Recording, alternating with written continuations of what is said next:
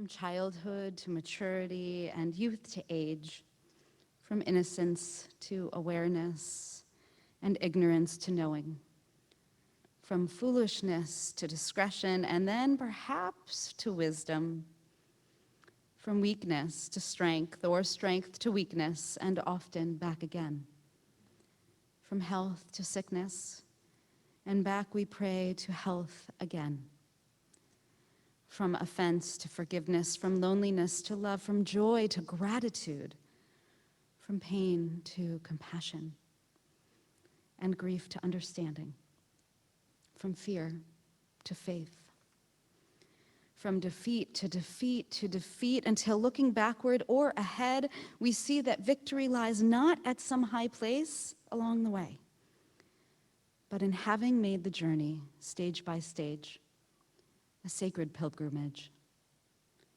Birth is a beginning and death is a destination.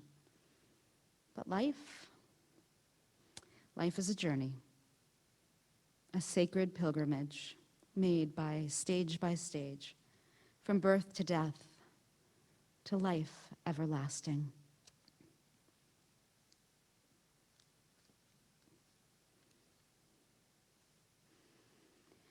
Adonai roi lo echsar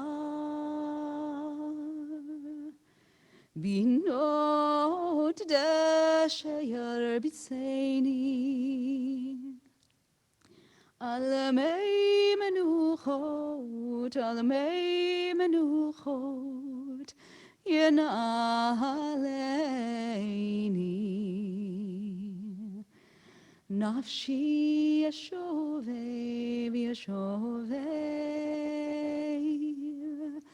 yancheini v'magelei tzedek yancheini v'magelei tzedek leman shamo gam ki elech begates al-mavet lo irara ki ata imadi shivetecha umishanetecha heima yanachamuni ta'aroch lefanai shulchan neged sorai dishanta v'Hashem ben roshi kosi revaya ach tov v'chesed yirdefuni kol yemei chayai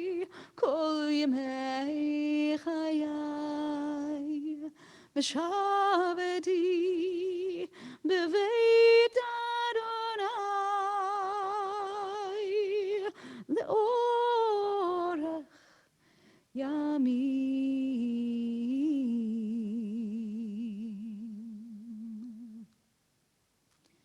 Adonai roi lo echsar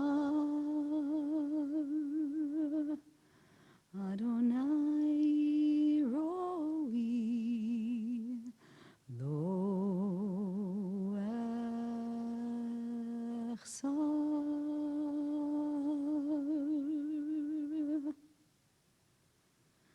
The Lord is my shepherd, I shall not want. He maketh me to lie down in green pastures. He leadeth me beside the still waters. He restoreth my soul. He guideth me in straight paths for his name's sake. Yea, though I walk through the valley of the shadow of death, I will fear no evil, for thou art with me. Thy rod and thy staff, they comfort me. Thou preparest a table before me in the presence of mine enemies. Thou hast anointed my head with oil. My cup runneth over. Surely goodness and mercy shall follow me all the days of my life, and I shall dwell in the house of the Lord forever.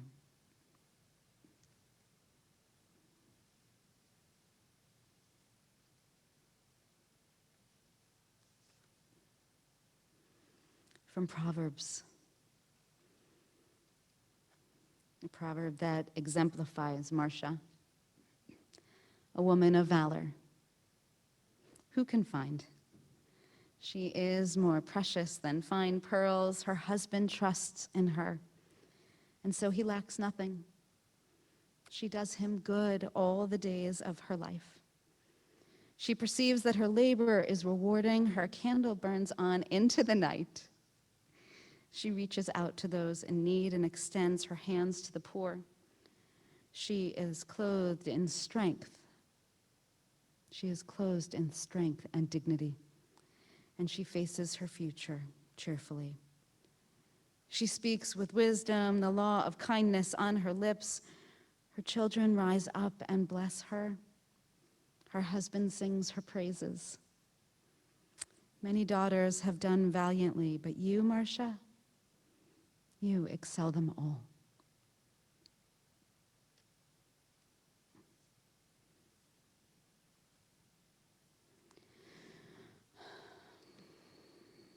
It does great honor when the people that we love stand up and sing our praises. So I invite now her grandson Peter, her son-in-law Brian, and her husband Arna to come forward and to offer some words.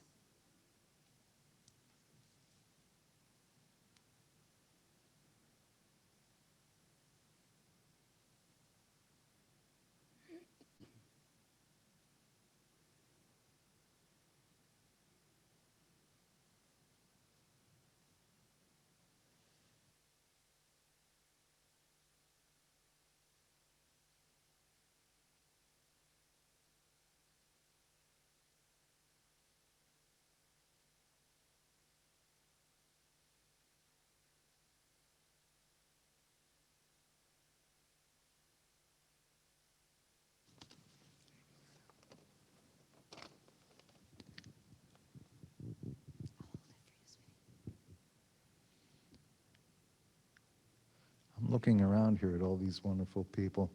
I want to thank all of you wonderful people for coming out to say goodbye to my wonderful wife, Marcia. She was a wonderful person. She always wanted to help people wherever she could. We were so close, and I'm going to miss her drastically. I thank you again for coming to say goodbye to Marcia.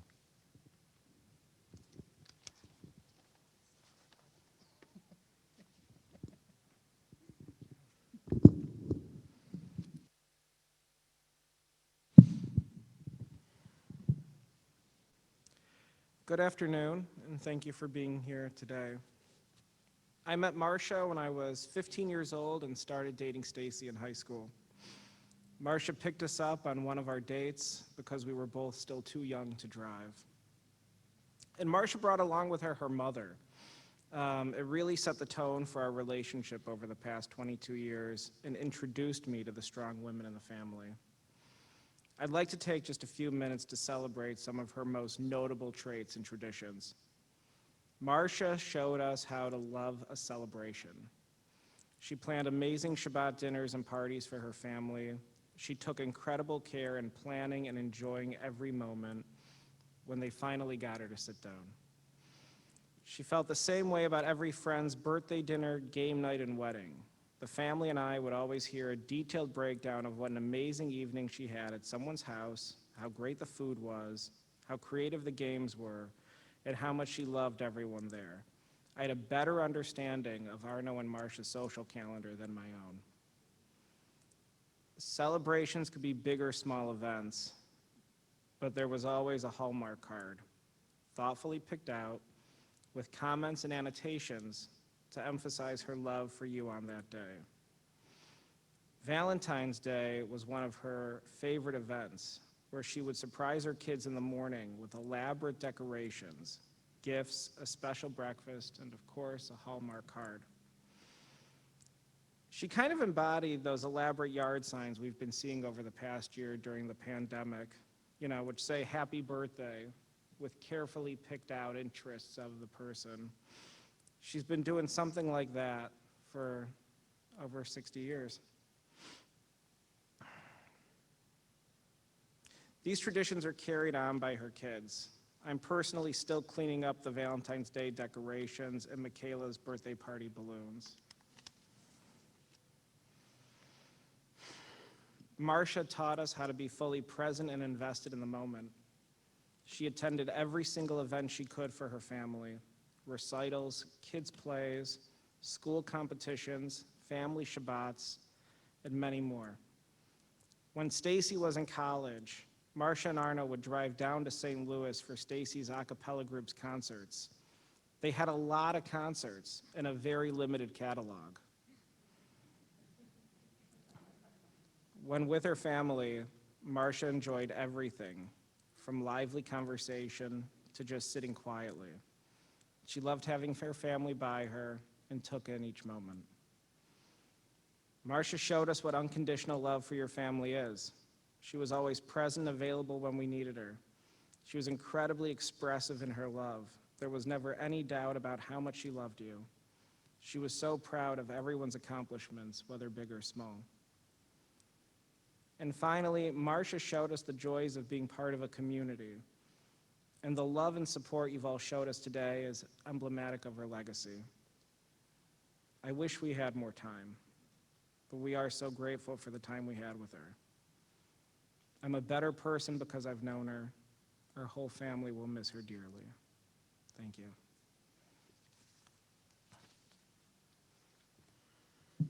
A little taller.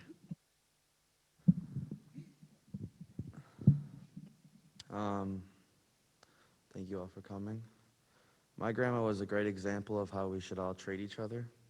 She would always ask me about my life and what I've been doing or what I've been up to. And while I would be telling her, updating her on my life, I would see this sort of confusion come over her face. And it's because, she didn't really understand any of it. She didn't get me or my tattoos. I'd be telling her about them, and she just would not get them. But at the end of it all, she would smile, and she would understand that, as long as I'm being me and being happy with what I'm doing, that's all that mattered. She was accepting and just happy and excited to be updated on my life. So,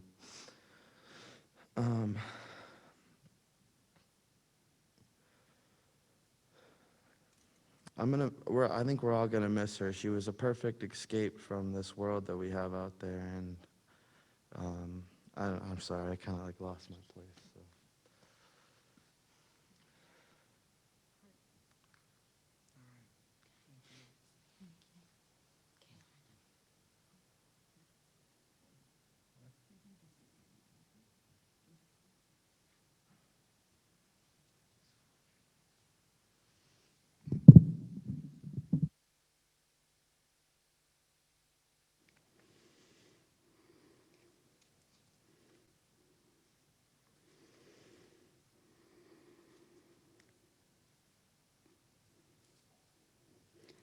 It does such honor to Marcia, to the tribe that you have raised, Arno and Marcia, when family comes up and honors you in that way. Thank you, Brian. Thank you, Peter. Thank you, Arno. Rabbi Bachya Ibn Bakuda says days are like scrolls. Write on them what you want to be remembered. The days of Marcia's life, how she lived, who and how she loved, the impact she leaves. These scrolls, they speak volumes. And from the stories that you all shared with me, I know that Marcia was a woman who was devoted to family, who was devoted to synagogue community, who was devoted to her friends, and who drank the cup of life to its dregs for as long as she possibly could. Marcia was born on the south side of Chicago. She had an older brother, Jay.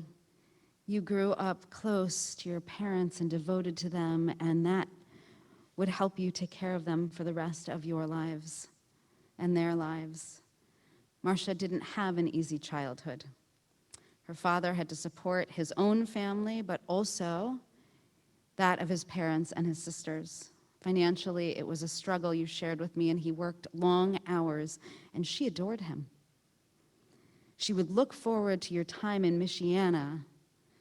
Her father would meet them there on the weekends, you told me, and it was the only time you would really truly see him. She would see him relax. And she talked often about how much she loved Michiana, and in fact, she was just telling you, just the other day about it, what exit to get off, where to go. And I know that you're going to take your family and you're going to do that. As you told me, Marcia overcame many obstacles during her life, starting at the early age of 10 when she was diagnosed with thyroid cancer. Her recovery was long and challenging, and it was hard for her socially. And her parents, especially her mom, was a rock for her. You all told me that while her father grew up Orthodox, when she was diagnosed, this shook his faith to the core. And yet, it did not deter Marcia from forming deep Jewish connections and engaging in traditions throughout her life that she's passed along to all of you. And when she was just about to start high school, when she had finally settled in socially, she had recovered from her thyroid cancer, her parents decided to move from the south side to the north side. And she had to adjust and transition once again, which was not easy for her. But she persevered. She graduated from high school, went on to college, and ultimately received a master's in education. She became a teacher and eventually a reading specialist. And when she retired, that was really, truly her passion. She loved to read to kids. And she would go into the schools and she would do so. And through it all, from her cancer diagnosis to various college experiences, her mother was her biggest champion, her companion and support. They had an extraordinary and unique relationship, and I think after all that you've shared with me, that this relationship with her mom really informed the way she would walk through the world and the way that she would form her own relationships. So I asked Arno the other day how they met, and this is the story. It was February in 1969. You were set up, kinda, sorta. A friend asked you to go on a double date with him, and you said, "I don't have a date." And he said, "Don't worry, I got someone for you." And it was Marcia. And you were smitten, you told me. She was pretty, she was smart, she was fun, she was sweet. And her perfume, Shalimar, I think it was, knocked you off your feet. You went out on that double date, and then you saw each other the next night at a party, a friend's birthday party, and the rest was history. That was it. You met in February, you were engaged by Labor Day of that year, and you were married for 51 years. You loved her. You loved her family. You spent many a Shabbat together at her house, sleeping on the couch, so I was told, after a late night of a Shabbat dinner. You loved to travel, to go to the movies, the theater. You just simply delighted in each other. Didn't matter what you were doing, as long as you were doing it together. You appreciated a good meal late at night, sometimes really late at night. I see the heads nodding here. But really, you just loved to spend time together. And you loved to eat, but you really appreciated that time. And of course, I heard all about the cereal ritual. The cereal ritual happened very late at night sometimes. Pouring the cereal wasn't just pouring the cereal and then putting it in the bowls and being done. There was sliced fruit, there was berries, there was making sure that each of you had exactly what you loved, and you did it together. Yours, as Brian said, was a beautiful love story, not built on grand gestures or huge trips, but simple pleasures filled with appreciation and love for each other. Your relationship, as Stacy and Barry and Brian said the other day, was one that was inspiring and taught you all what a marriage could be. How incredible to be able to be inspired and be inspiring to your children. And of course, we know that life was not easy. You encountered your fair share of hardships, and you were tested more than most couples should ever be. And yet, as Stacy and Barry said, you never doubted each other's love. Not for a minute. And of course, Marcia was not only a wife, but was a mother to Lori, to Barry, and to Stacy. You are all very different and had different relationships with your mom. And I know how much it meant, Lori, that you and Iana were at the hospital the other day. As your family said, it was a moment of light in the darkness. And while your experiences may have been different, Barry and Stacy, you described your mom as supportive and a constant in your lives, no matter what. Stacy, you remember her as your champion, always trying to find a way for you to be successful. She'd help you study for exams. She'd read your essays. She'd edit your essays. Sometimes she'd make you rewrite your essays. She was, after all, a teacher. She would cut out the cute little Love Is cartoons from the newspaper and then send them to you. And Barry, apparently you find yourself doing just the same thing now. Marcia never gave up on you. She taught you to never give up on yourself. Barry, you told me she was always honest and made sure that you knew how much she loved you. And while she might not have always agreed with your choices, she was accepting, she was supportive. She would talk to you about the other's accomplishments all the time. It could be the littlest thing, like a pot of chili. And of course, Marcia was big on traditions, as we've heard. Shabbat dinners had to be perfect, always with multiple courses. And Valentine's Day, the little plates of love, you called them in the morning, stuffed animals, candy, and of course the greeting card. Needing to find the perfect one, customizing it for each one of you. And then there was also the gift giving. Gift giving, the wrapping had to be perfect, the unwrapping, the taking photos in between all of that happened. And I know that these traditions already have started in your families and that you will keep those traditions alive in her memory. And of course, she was a grandmother to Iana, Peter, Chase, Abiel, Michaela, Jarek, Layla, and of course, she would have loved to have known Callan. Lori, she was in the room when you gave birth. And that kind of set the trajectory for her wanting to be in the room at every grandchild's birth. Even if you didn't exactly want it to happen, she loved you all and she wanted to be there for it all. She wanted to show you that she was supportive and could be supportive in the best way that she knew how. And Iana and Peter, you had more alone time with your grandmother because you were the first. So there were plays that you were taken to and playing at the park and pushing you in the stroller. And when Abiel, Chase, Michaela came along, while it wasn't as easy for her, she was all in. She was present, sometimes all day, the last to leave. She just loved being your grandmother. She just did. And Stacy and Brian, you shared with me how much she loved being at your house with Petya and what a special relationship and connection she had with her. And Karen, the family wanted me to make sure that you knew how much Marcia adored you. She loved you from the moment that you came into the family like you were her own. And everyone so appreciates your love and your support through all of the ups and downs of just being present. Arno, you raised a tribe with Marcia. These are people that love you and support you.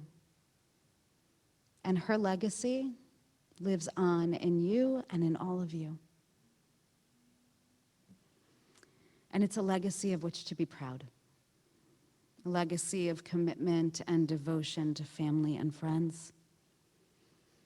It's a legacy of tradition and connection to synagogue community, of being present, of perseverance, of teaching you to work through the difficult moments and to not give up and not give in, of learning to savor the good times. Doesn't matter what you're doing as long as you're doing it together with the people that you love. And of course, she leaves behind a legacy of unconditional love and support. May her memory be for a blessing.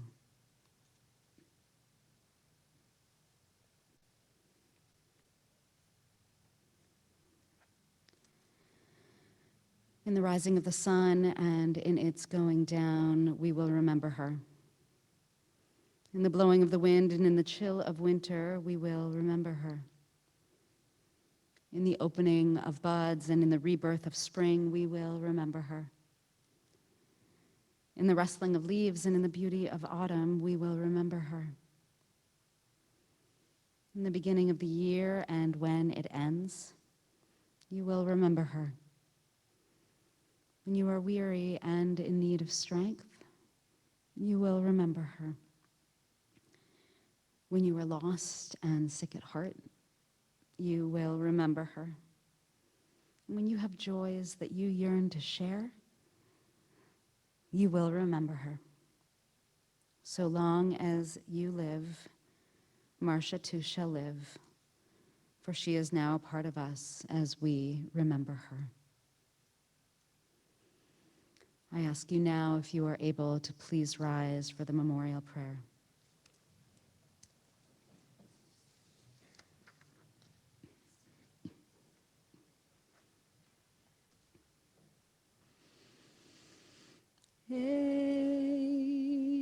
מלא רחמים,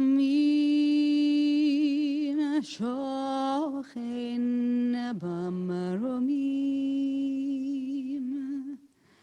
עמסי מנוחה נכונה, תחת כנפי השכינה. עם קדושים וטהורים כזוהר הרקיע מזהירים את נשמת מלכה בת פרא ופשירזה שלחה לעולמה. בעל הרחמים יסתיריה בסתר כנפה לעולמים יצרו בצרור החיים את נשמתו. אדוני הוא נחלתה ותנוח בשלום על משכבה ונאמר Amen. Compassionate God, eternal Spirit of the universe, grant perfect rest in your sheltering presence to Marcia, who has entered eternity. O God of mercy, let her find refuge in the shadow of your presence and in the shadow of your wings. And let her soul be bound up in the bond of everlasting life. God is her inheritance. May she rest in peace. We say together, Amen.